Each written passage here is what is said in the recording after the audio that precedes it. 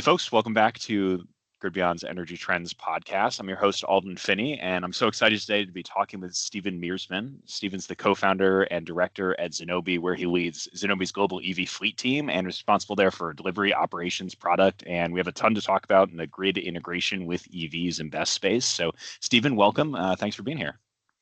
It's great to be here. I mean, Zenobē and GridBeyond were some of the early entrants in the UK flex market, so it's great to sort of have a chance to reflect on what's happened in the market over that nearly a decade. Definitely, and excited to dig into some of those interesting products that we did and where those fit in the flex space. Before we dig into that, maybe if you could reminisce on your journey. I always like to ask guests how they got into clean energy. So what was your journey to founding Zenobē in 2017? It was a circuitous one. I mean, I was always interested in energy and technology. Studied as an electrical and mechanical engineer. Then went into business school in the US at possibly the worst time, but one of the better places. So I ended up at Carnegie Mellon summer of 2008, which meant that 3 weeks after I arrived, all the banks went bust. So career in banking didn't look too promising. So I was saved from that and ended up getting in touch with John Zagoranczyk and Chris Shelton, who at the time were two VPs, I think, at AES, an independent power producer, who had this idea that batteries should be connected to the US grid to help with lots of challenges, right, that we're all now familiar with. And this was in 2008, so very early days. So I joined them to, on one side, help explain to banks that lots of these ancillary revenue streams are actually totally bankable, and that the government shouldn't worry about giving a loan guarantee as the Obama smart loan programs was around then.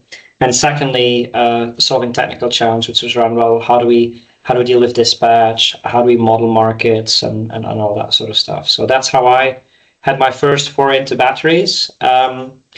Now, these degrees aren't cheap. So then when at the end of my program, a consulting firm knocked on the door and said, hey, do you want to join this new practice we're setting up focused on energy risk and commodity risk and help organizations deal with that? That seemed really exciting. So I joined Oliver Wyman. They moved me to Zurich and then a few other places, which then meant there was a bit more oil and gas seeping through the walls. But it's great to learn a lot of things there about optionality. How do you optimize physical assets? How do you deal with dislocations in markets, etc.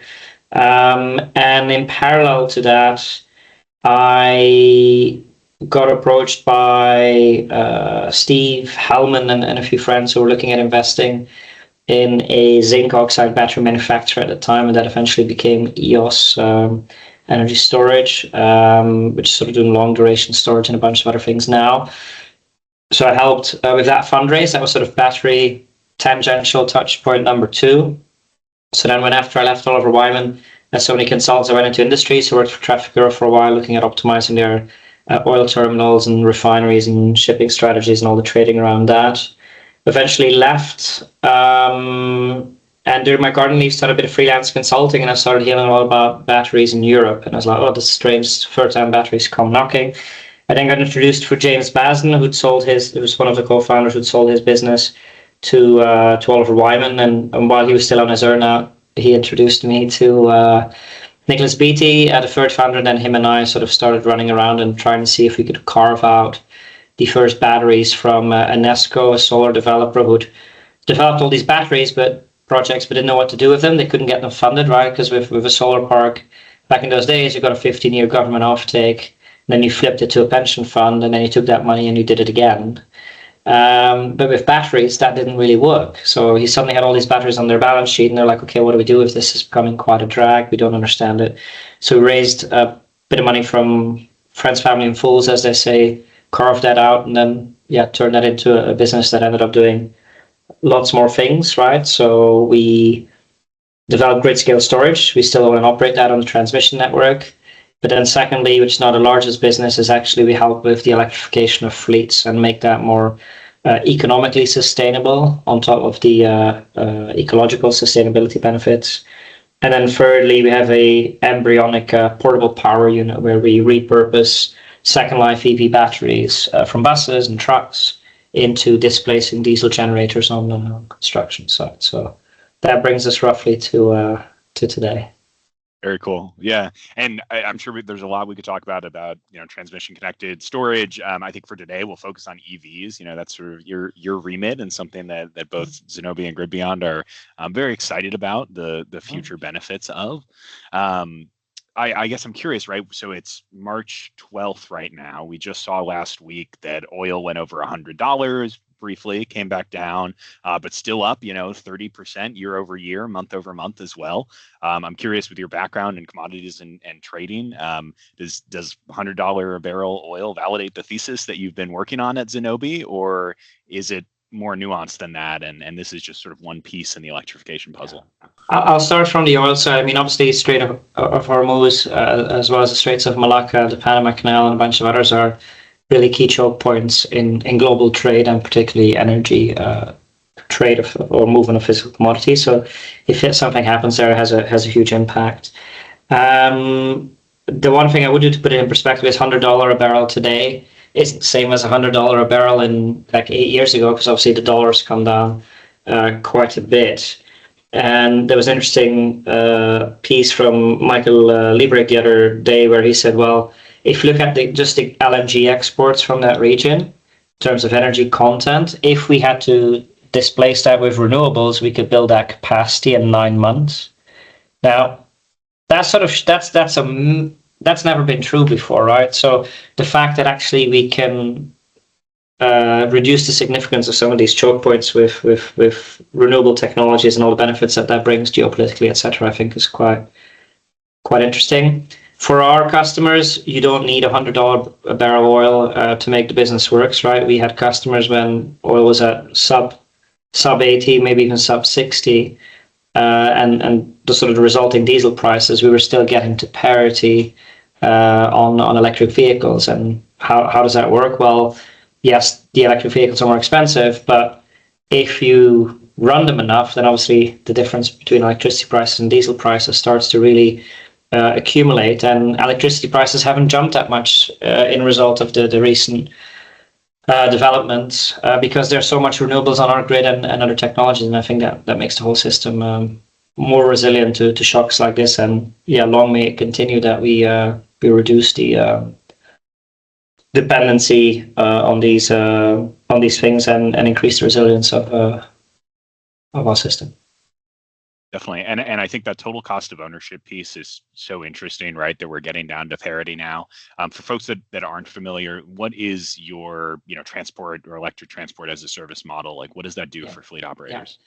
So back in January 2019, we were contacted by Stagecoach and Alexander Dennis, who had 9 buses that had to be electrified in Guildford, just outside of London.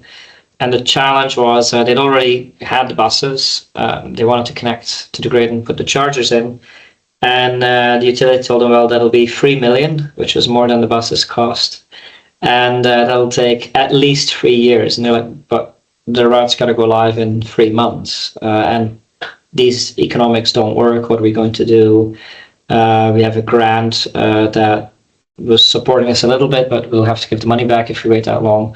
So everyone was also sort of pointing at each other on how did this happen and how do we solve it. So we came in and we saw that actually the existing 200 kilowatt connection to the site plus a battery could actually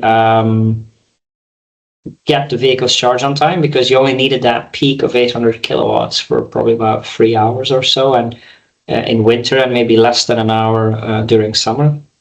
So we started saying, oh, we can put a small battery in here. We rerouted one of the first Tesla batteries in the UK from Hill Farm, a site we were building at the time, to that project. Put in all the chargers. We then learned that it's really difficult to talk to chargers, right? All the compatibility issues. But we managed to get it to work. And we guaranteed to Stagecoach that every morning the vehicles will be charged on time at the lowest possible cost. and the vehicles will be charged for a full day's work. And if we don't do that, we pay for the lost miles or the penalties that you get on your contract with the city. So it really takes the hassle and the stress and the risk out of going electric, which was great for them. That's our first model, charging as a service, which in 2019, very novel, not so much now. We then saw, well, what are the other challenges? It's the battery on the vehicle. Right now, you can get 15-year battery warranties at a price for some use cases. But back in those days, if you got 5-7 years, that was great. The problem was, bus needs to run for 15 years or more. Also, it keeps degrading, and the bus makes money by, as we said, driving a lot. So if it can't drive a lot, then you get a problem. So we said, well, actually, we can underwrite that battery performance for full life of the vehicle. And the way we do that is by replacing the battery. Now, why can we do that cheaper than anyone else? It's because we've got a use for those batteries when they come out of that system. Now, initially, we thought we were going to put those on our grid scale battery farms, but then battery prices came off so much as manufacturing scale increased in China, Korea, etc. So that didn't happen. But rather than competing with large scale manufacturers in that part of the world, we saw we could actually reroute those to very bespoke niche applications like behind the meter, portable power, and other stuff. So that was then battery as a service, or BOB as we called it, battery on bus. And then eventually, as we were getting scale and structuring the financial contracts to get cheaper capital, we then noticed we could actually be competitive on funding the chassis, the body of the chassis, the non-battery bits. So that then eventually became a turnkey service.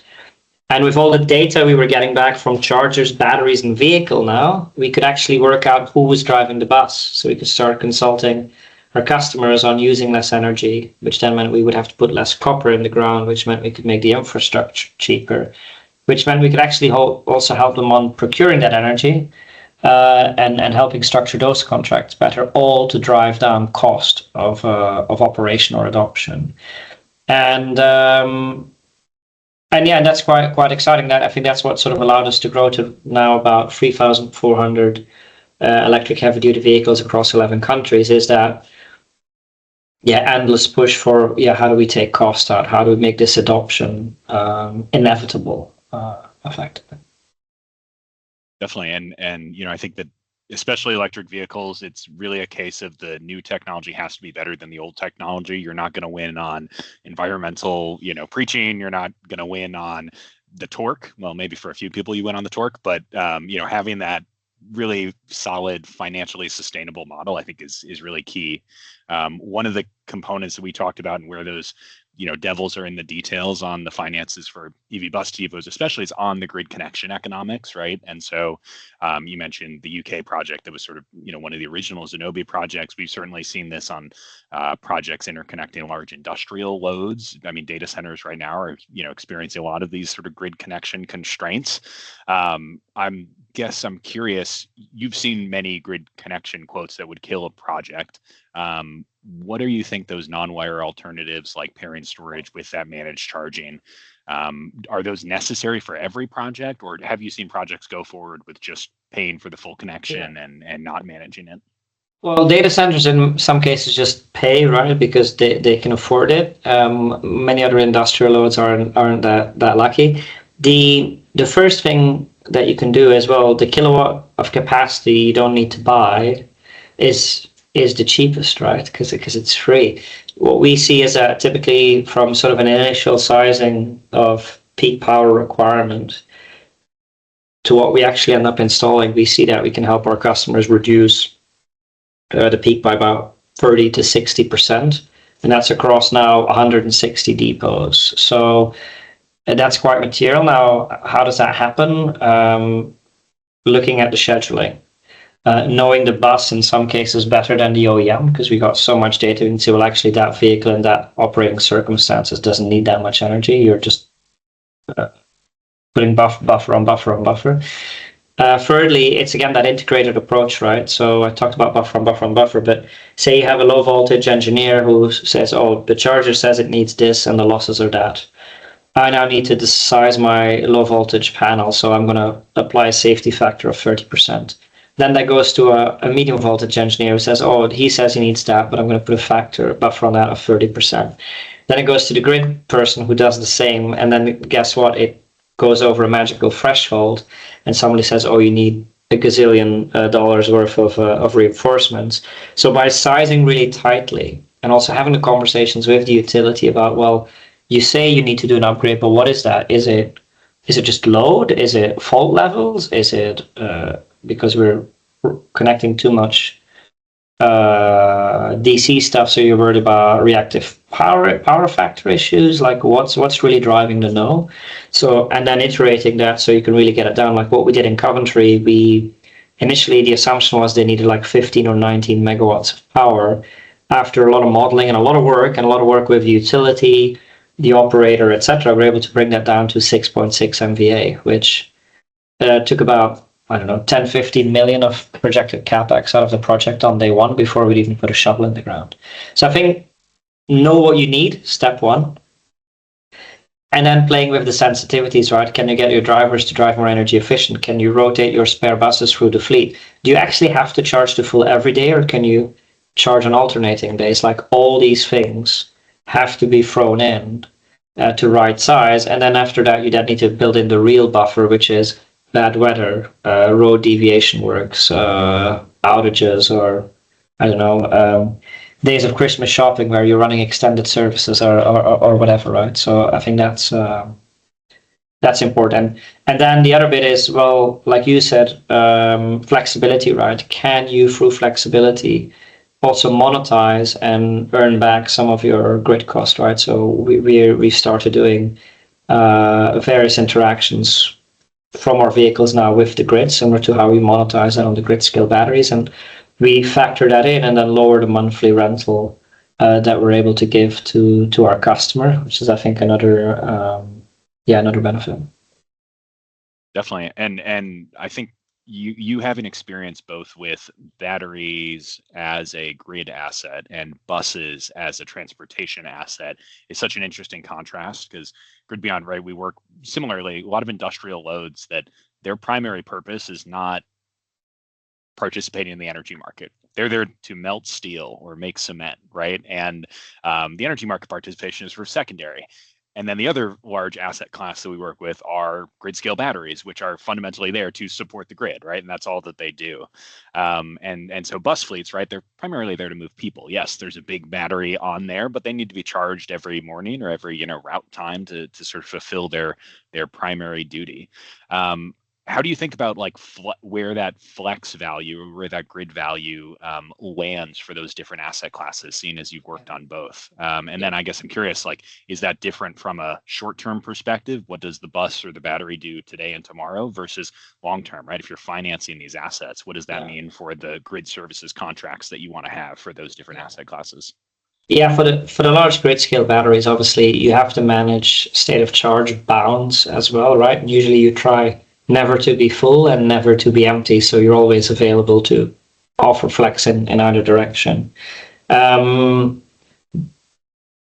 bus, or if you look at an industrial load, there's more constraints on that, right? In terms of ramp rates or times of day when how much flex is available, how much headroom based on the inflexible load on the site.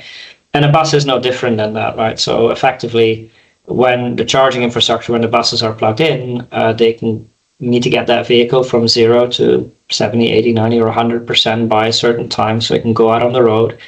And yeah, Zenobē's not going to get congratulations if we tell the customer, hey, we made $50 more, but 3 buses didn't go out, right? So that is first and foremost, get the buses on the road on time.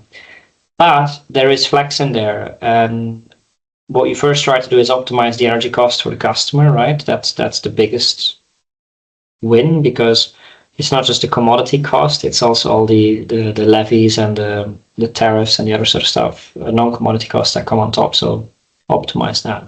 And then it's within those boundaries, okay, can you now start flexing the time you charge or interrupting the time you charge for 30 seconds here, a few minutes there, in order to either get a cheaper grid connection, right? Like a timed connection, like only say 500 kVA during the day, 2 megs at night, but then also participating in these other revenue streams. Now, there are some contradictions, right? Because like, oh, if you start explaining that to people, they're like, oh, I'm going to be rich, right? Like, I'm going to make more money doing all this stuff while the bus is plugged in than when it's on the road carrying people. And then you sort of have to adjust people's expectations and say, no, that's not, it doesn't quite work that way. Because the issue, what you often see is that the places where the grid connections are the most expensive is where flex is, in some cases, if the markets are set up properly, is the most valuable. So you've got this huge flexible load, the vehicles, this huge demand for flexibility on the other side, and then you've got this choke point, which is this horribly expensive grid connection. So that is often a challenge. But if we ignore that briefly, even with a set grid connection, there is still flex to be monetized. Now, sometimes buses do come in late and need to run out earlier. Now, if you've signed up for all these ancillary service programs with, say, National Grid or local DSO provider, there are penalties for underperformance. So another key factor there is in having the scale so that you can, if one goes away, you can ramp up another asset. So the pooling effect is quite important. That's where I think working with a party like a GridBeyond or a party like a Zenobē offers the ability for a lot of these customers to participate in ways that they could, in a direct capacity, and not really do. Definitely. And we're both Zenobē and GridBeyond active across multiple markets around the world, right? There's a lot of commonalities, say, in terms of how those markets are structured. You'll have capacity programs, you'll have wholesale market programs, real-time day ahead, you'll have ancillary services programs, and then probably that capex cost as a major driver as well for the grid connection. But I'm curious, what do you think, what is the best program from a grid operator perspective or utility perspective that you've seen around the world that helps electric buses support the electric grid with the lowest operational impact for the bus operators? Is there a gold standard program that you're aware of, or you still have a wish list out there? We should brainstorm on, that's maybe a nice follow-up article. We could write of criteria or tests to find that gold standard. I don't think I've seen it out there, but if you look at some of the challenges with defining that is, can the utility or the system operator define what they really need, right? If I look at some of the flex programs we see, it's, you have to be available between, say, 4 and 7 p.m. Well, most of the buses come in at 6, so they can't participate. Well, why is it 4 to 7, right? Can't you just break it into more granular blocks so you can unlock that flex? I think that's sort of a question that you could ask that utility. Or discussions around certain programs where they say, the assets, they define loads of requirements that very well fit for an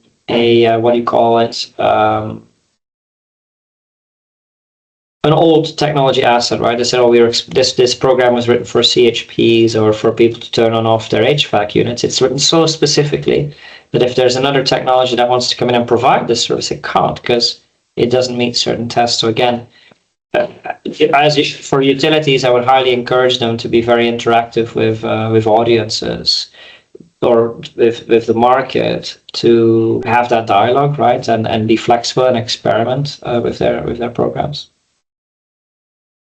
I think for buses, if we now try to say, okay, what would a gold standard look like? It's something that matches that sort of nighttime typical charging profile or midday charge profile, right? There's a lot of people who run early morning and early evening services when the buses are on the road. So demand turn up and things that are quite flexible, so you can bid the periods that you have with a varying load profile are quite interesting. I think the other bit is what buses do have is that predictability, even over a period of 5-7 years, so slightly longer programs. So for a utility, locking in flex for a period of time, I think that's quite attractive for buses. And then the other bit is tariff structures, right? So if you look at, for instance, what Octopus has done with Agile for passenger cars, effectively, I think that is quite interesting to see that on an industrial scale as well, because it's great for utility, right? You're effectively offloading a lot of your imbalance risk, right? By buying that flex. I think on the bus and truck side, there's still a hugely untapped market there. If you look at even in our UK portfolio, we've probably got maybe over 100, maybe close to 200 megawatts of flex during certain hours, which is a lot, right? I don't know how many passenger cars you would need for that, but also it's more predictable than those passenger cars. But if you now scale that up to 40,000 city buses in the UK, then you suddenly would say, well, actually, that could start cannibalizing, people, or could prevent the need to build lots of dedicated assets, right? How many less gas peakers would you need? How many less grid scale storage batteries would you need? And I think these are sort of questions that I think nobody really asks themselves, right? Because let's be honest, the demand response always been a bit sort of the ugly stepchild in the in the system operator family, right? I mean, I think it's only recently people talk about it. It's like, oh yeah, it's something we should do.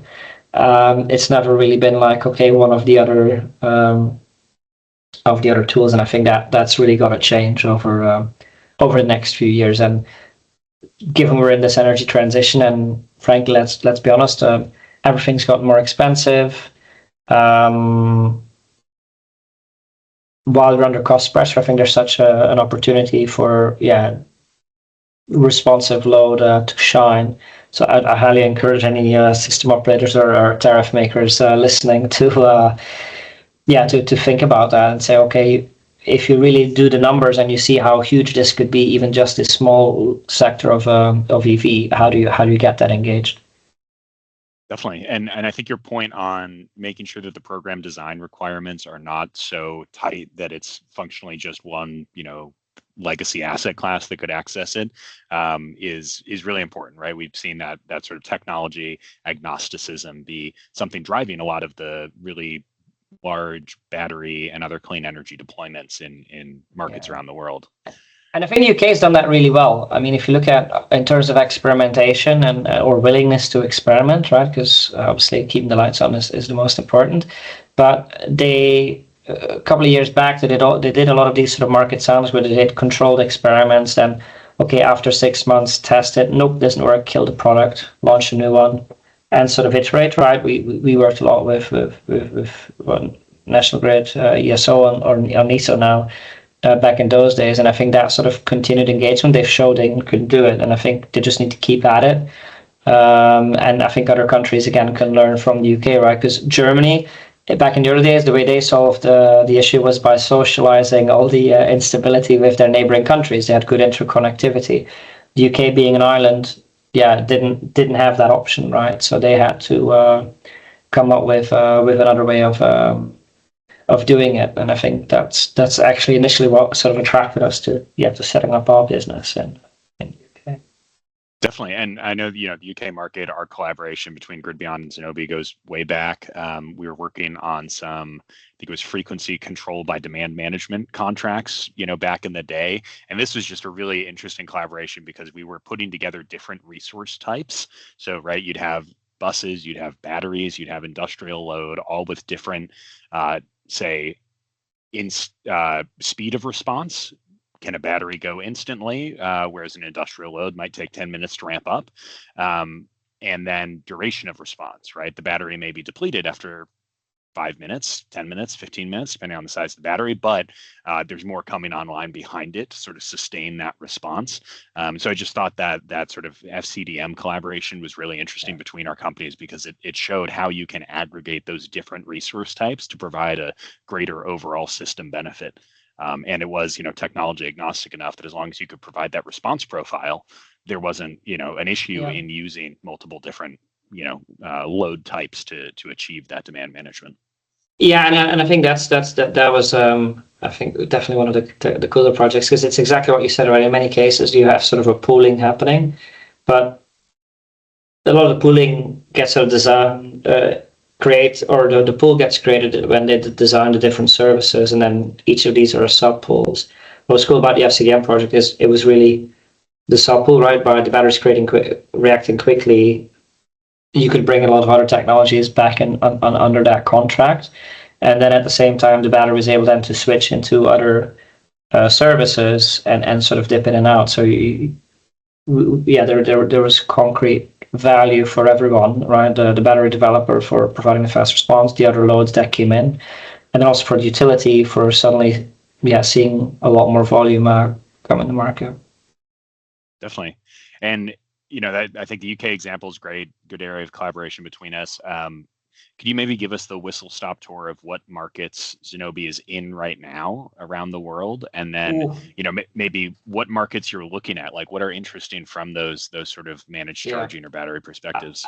I won't name all the ancillary services products because I'm sure they've changed names as well since I last looked at them. But if you look at geographies at least, so we're in the UK. It's just still our biggest market. Our next sort of largest cluster on the fleet side would be Australia and New Zealand, with some healthy competition within the two countries on which will deploy quicker for us within the company. We've then got Canada and the US, which is becoming an important cluster for us. We've had a lot of activity there. We've built up a sizable team. We've invested in operations and delivery so we can ahead of the growth a little bit, because obviously North America is a huge continent with long distances, so you really need to invest in that delivery capability much earlier. You can't really wait until you've got loads of projects. Then coming back to Europe, we're in Spain, so doing city sightseeing with Big Bus and Grupo Giulia and others. We've been recently announced a large transaction with Vectalia,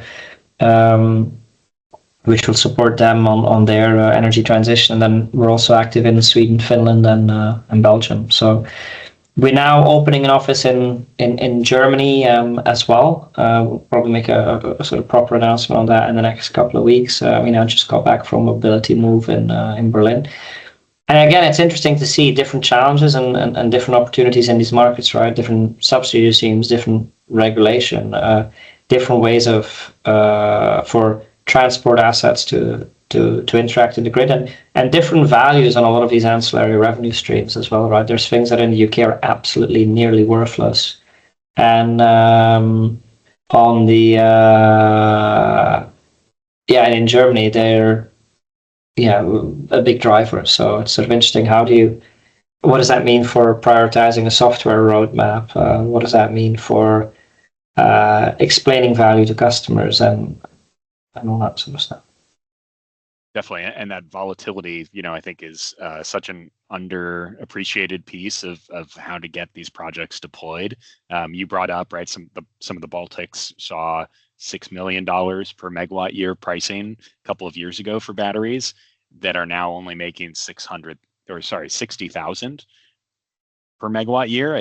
Did I get those numbers right? Which is 1% of what they were making at the start. Right? Yeah. Oh well, no. The 6 million a year. That's this weird dislocation that you've got in the Baltics, right? That happened when they desynchronized from the Russian grid and interconnected with Poland and the Nordics, right? So there was a brief period there where battery developers who had the interconnect at the right time, or any flexible asset really, because I think they really used everything, were annualized making 6 million euros per megawatt a year. And then, like you said, it really then collapsed very quickly, because at those numbers, everybody and their dog wants to build a battery site or find flex load. And I think that's been, for me, the interesting thing is that if I look at the boom and bust cycles that we've seen in the UK flex market, sort of every 2 to 4 years, that's one thing. And then you have the macro build-out waves as well, on a sort of a boom-bust cyclical way as well. It seems in other countries that are newer to energy storage or the energy transition, they're happening faster. If you look at what happened in Texas, right? Look at the Baltics as another recent example. Some of the Eastern European countries, Australia. The window of getting in oversaturation is really quick, and partially that's because of technology is better understood, people are watching globally for opportunities. But I think the other question to ask is how much of that could be dealt with through, well, grid connection reform, right? I think in, where was it, in the UK, we still have got 5 times the number of application requests in the queue or something than the UK peak power requirement. I don't know the exact number, it changes, but that's not helpful for anyone, that speculation, right? Because the utilities are dealing with loads of connection requests, which then means the bus depot or the data center can't get connected, and the utilities like, well, how do I know which of these is actually real? But at the same time, it's open access. You don't want to restrict that too much either. So, yeah, I think, again, thinking about, well, how can we get more load flex? At the same time, how can we root out real projects from the others? I think that could soften the sort of boom bust and get us on a, start to use the word sustainable, I guess, in a third definition, more sustainable growth and build out or sustainable market. Definitely. And, I'm curious, with your global experience, like, what's one lesson that you think North America or the US could learn from Europe, or maybe vice versa? Like, is there a better lesson that some European energy markets could learn from successes you've seen in the US? I think interconnection helps and works, right? I think we've seen that in Europe, right? If you look at the amount of balancing costs are going up everywhere, right? Because of the energy transition, the energy markets, and a bunch of other reasons. But interconnectedness, right, helps, right? A mesh network is stronger. So I think how do you get that to happen is sort of an obvious one if you stay at the sort of the grid planner level. If you come down a bit to the energy user level, we're still seeing a lot of people in the US overestimating how much grid they actually need. And I think that's one thing. I think that the other bit is people still try to jump with, measure how deep the water is by jumping in with both feet. And I think the projects that have been successful across any of these regions have been the ones that have taken a more staggered approach, right? Okay, let's get 2 electric vehicles, let's get some trials. Let's get some data from those trials, then see how it is compared to data of our diesel operation, okay? And then, okay, let's do 10. Oh, that worked. Some things worked, some things didn't. Okay, now let's do a full depot. Okay, now let's do the next. And that iterative learning, because even for us, right, like I said, more than 160 projects on, we learn something new on every project, right? And I always joke to customers, like, we've made a lot of mistakes and we'll make new ones with you, right? But at least you don't have to make all the old mistakes that we've already made, right? That's sort of the main argument for working with us, and that's the main advice I would give to people is figure out what you really need, talk to a lot of people. Everyone's also super open, right? We've got competitors of ours and vice versa, or people who've decided to do their own, or customers of ours as well. Everyone's super open to welcome you to the local bus stop and say, hey, this worked, this didn't work, etc. So the industry is really quite open, and actually I find the transport industry to that extent more open and more willing to share information than the energy sector, and that's been quite refreshing to step into that world and see now. Definitely. Well, and one piece that I thought that Zenobē's doing that's really interesting is looking at how do you use batteries that may have already been, fulfilled their primary use case of moving people around on a bus, say, as a second life asset, and how does that change the calculation on what does it need to fulfill in the first life based on what the sort of recoverable cost is for that second life use. Could you just give folks a bit of a rundown on what you're doing in the second life battery space and how that can lead to more sustainable financial and ecological model?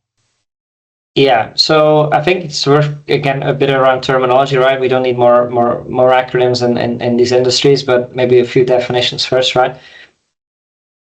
If you've got a battery production plant, right, and it's normally selling batteries that go into cars, and turns out people ordered less cars than expected, and now they're trying to flog those batteries and put them in an industrial application or whatever, we call that second chance batteries, right? Because they haven't really been in a vehicle or on the road.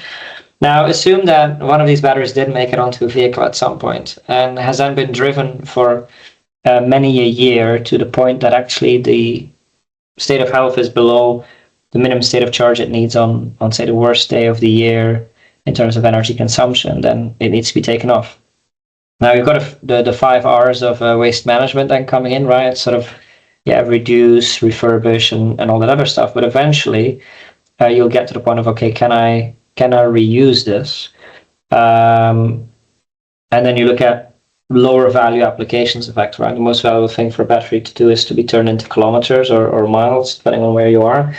And then the second bit is, okay, this battery can no longer run marathons, but can it still run sprints, right? It doesn't have effectively the endurance anymore, but it can still react fast, still a flexible asset. It doesn't have the energy density anymore. Okay, is there an application that doesn't need that much density? And that's when you start going at the applications we have, which is, well, put them behind the meter to boost the grid connection. Put them, if you have huge queues for interconnects, maybe you can work on your existing connection, a temporary battery, wait till you can at least get started with, 60% of your fleet. And then in a year, you can ramp up to the 100% when you got your full interconnect, take the battery away, right? So sort of this battery rental program. And then also looking at hybridization opportunities, like we've currently got, I think, 11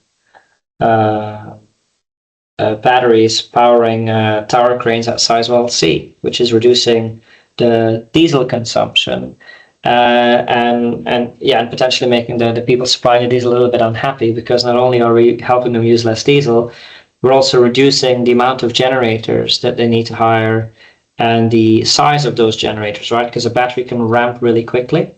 So to get a ramp of, say, 100 kilowatts in milliseconds, you'd need a 500 kVA generator, because it just needs some time to ramp up. So there's all these sort of sizing benefits. So that's exciting. And then personally for me, one of the coolest projects we've done, just because it was an in-house one, we had a battery power skid that we used to do the hot commissioning of our battery equipment on Kilmarnock, one of our large grid-scale batteries in Scotland.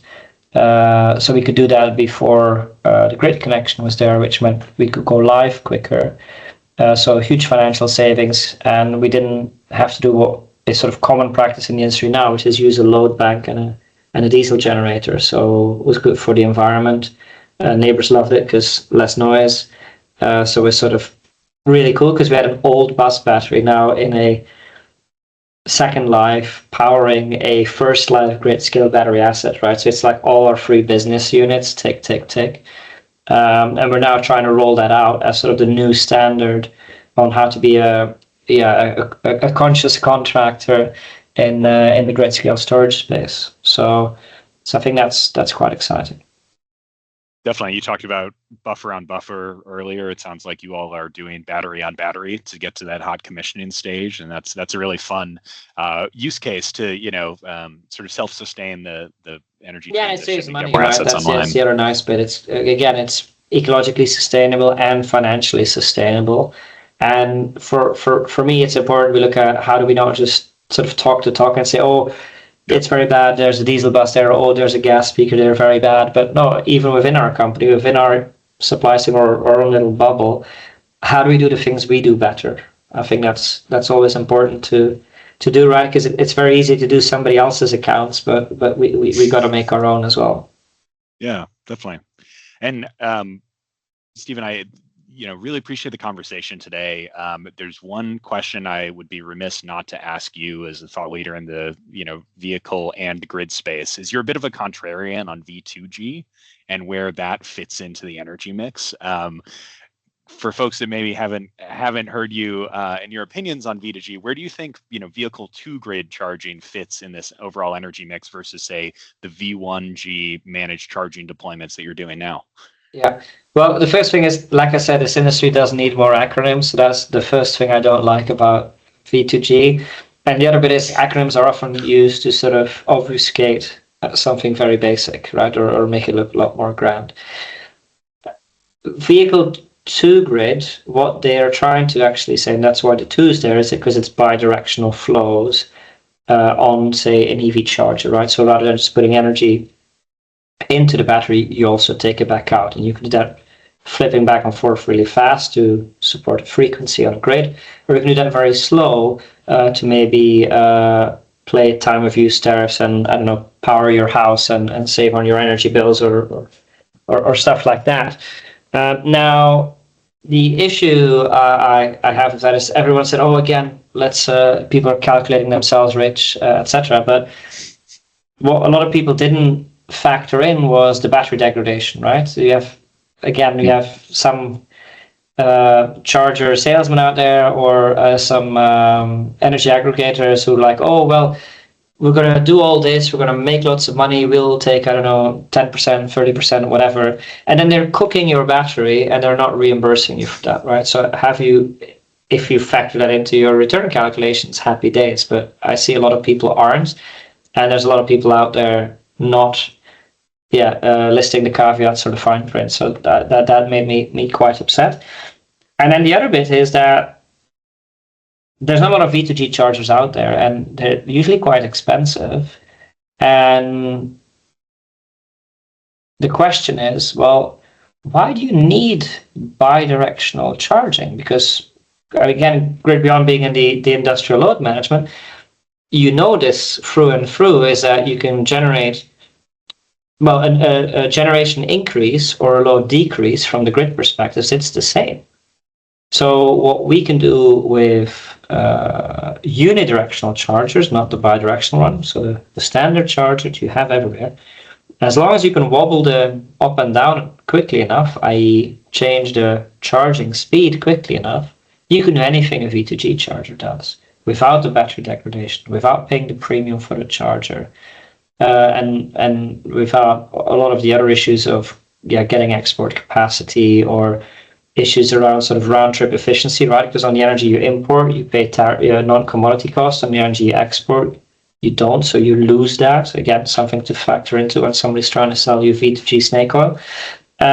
So yeah, nothing against it, but you just got to do the math correctly. And what we see is that in most markets, that standard normal charger you have, the sort of wobbling that I described, can get you 60, 80% of the value that you could get with that brand spanking V2G charger, and that 20% extra usually isn't worth it if you truly factor in correctly all the costs. Now, there are notable exceptions to that, but again, a charger isn't something you put in and earn back in a couple of weeks, right? You need to earn that back over years. So how do you know that value is going to be there after the person who sold you the charger has already made his money or her money and ran away, right? That's my issue with V2G. Sure. No, I mean, I think the takeaway of make sure you do the math correctly, make sure you understand what is guaranteed in the contracts that you're entering into in the energy space versus what's driven by last year or last week's returns would have been X is really important. And we see that across all the asset types we work with, right? Past performance does not guarantee future results in investments and certainly in the energy market. And it's a very interesting time right now. I know we're, again, recording this sort of on the 12th of March. Who knows where oil and sort of energy markets go by the time we, publish this episode in a couple of weeks. But I think it's a great takeaway for folks to, make sure that they understand what's fixed, what they have offtake for, what is subject to that volatility, and then how do they think about their business and what's best for moving people if they're a bus operator, or melting steel if they're a steel mill, or if they're a battery, asset manager.